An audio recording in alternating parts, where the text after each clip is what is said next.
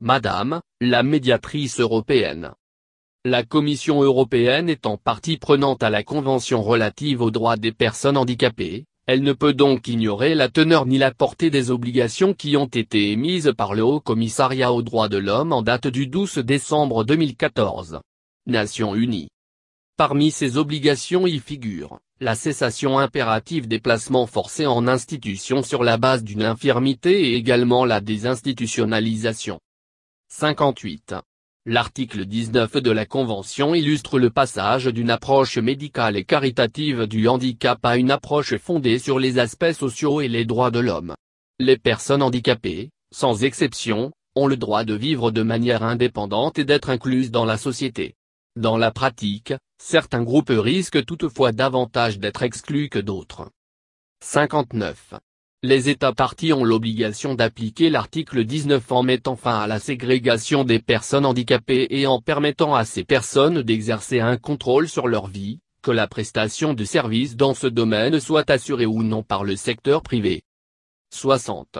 Le placement forcé en institution, qui est une forme de privation de liberté justifiée par l'existence d'une infirmité, constitue une violation de la Convention relative aux droits des personnes handicapées et doit impérativement cesser.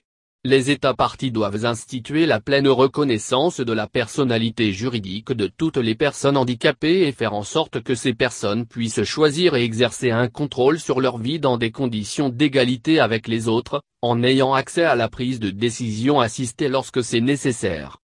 61. La désinstitutionnalisation nécessite une transformation du système qui aille au-delà de la fermeture des établissements.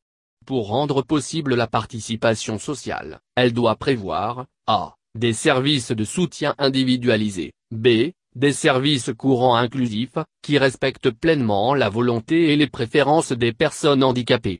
Les formes plus récentes d'institutionnalisation sont souvent dissimulées sous des changements superficiels qui ne donnent pas lieu, dans la pratique, au transfert des moyens de contrôle des prestataires aux usagers, comme l'exige l'approche du handicap fondée sur les droits de l'homme. 62. Le soutien aux personnes handicapées mobilise différents prestataires et différents milieux. Les services à domicile, les services en établissement et d'autres services sociaux peuvent permettre d'apporter un soutien de qualité tout en réduisant les incidences négatives sur la famille et sur l'égalité des sexes. 63.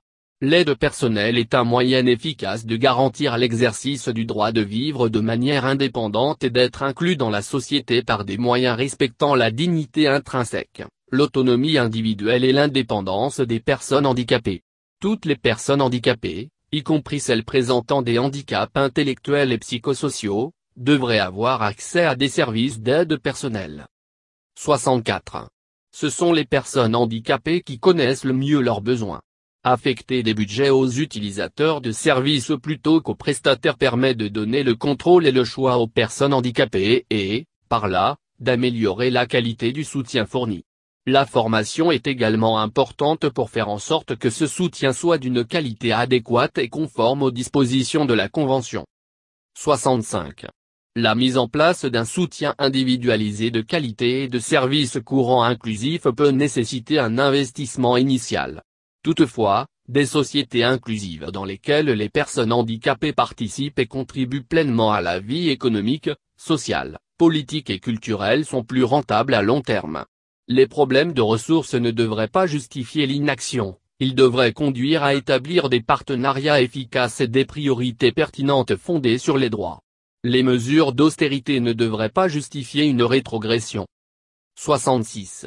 La Convention contient les normes les plus récentes concernant le droit de vivre de façon indépendante et d'être inclus dans la société, qui devraient être considérées comme les normes minimales lors de l'élaboration des futurs instruments relatifs aux droits de l'homme au niveau mondial et régional.